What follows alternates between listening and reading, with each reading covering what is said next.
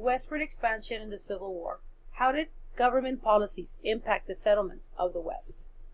In this lesson, we will analyze and evaluate application of founding principles to historical events.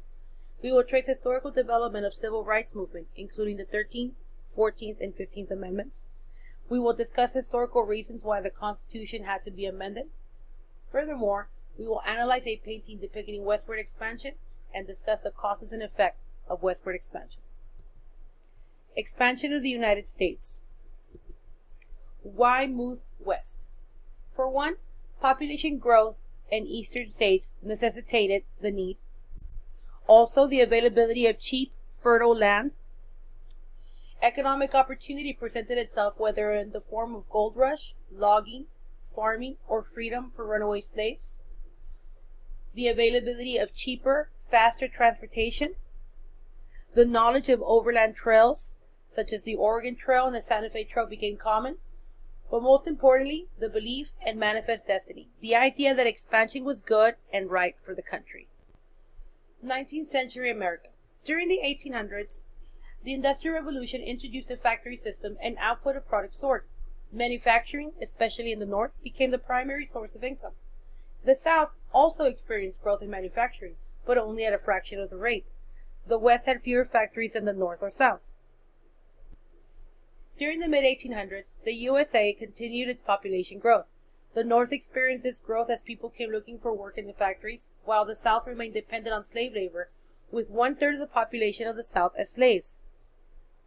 The West would soon change as the idea of manifest destiny would lead settlers into the frontier.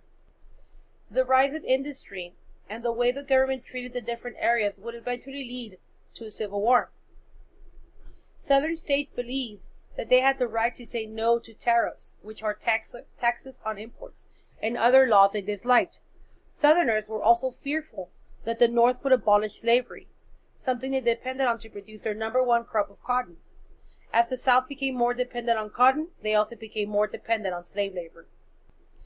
The Civil War, 1861 to 1865.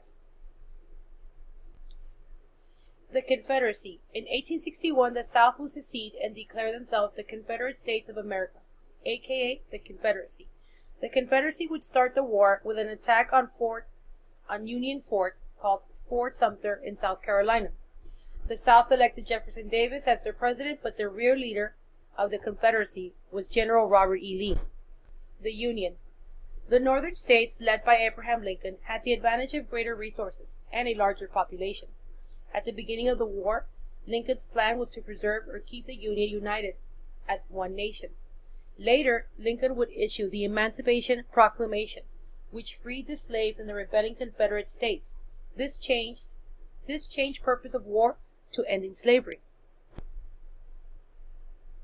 The Battle of Gettysburg was the bloodiest battle ever on USA soil, with 50,000 casualties in 3 days that ended the South's chances of victory. In the Gettysburg Address, Lincoln's speech to honor the dead, taking just 2 minutes, it became most famous speech in American history. It supported the idea of equality as stated in the Declaration of Independence. It explained the Civil War was struggle to preserve the Union, and they claimed a new birth of freedom to bring equality to all of USA citizens. Following the Civil War, 3 constitutional amendments were written to protect individual rights and liberties. The 13th Amendment abolished slavery. 9 million people were now free. Many Southerners did not agree with this. The 14th Amendment meant that all citizens have due process and equal protection under the law. The 13th Amendment had freed the slaves, but many in the South attempted to limit the rights of these newly freed slaves with Jim Crow laws or the Black Codes. The idea of separate but equal was established as a result of this amendment. The 15th Amendment made it illegal to deny a person suffrage or the right to vote based on their race, and it gave former male slaves the right to vote. As a result of the Civil War, the United States government secured its supremacy over the states, and the Union remained united as one. E pluribus unum, which means for many comes one, shows the idea that America stands together. In God We Trust became our national motto and has been used on our money since 1864. These words came from our national anthem. the Star Spangled Banner. In 1862, the U.S. government passed the Homestead Act of 1862.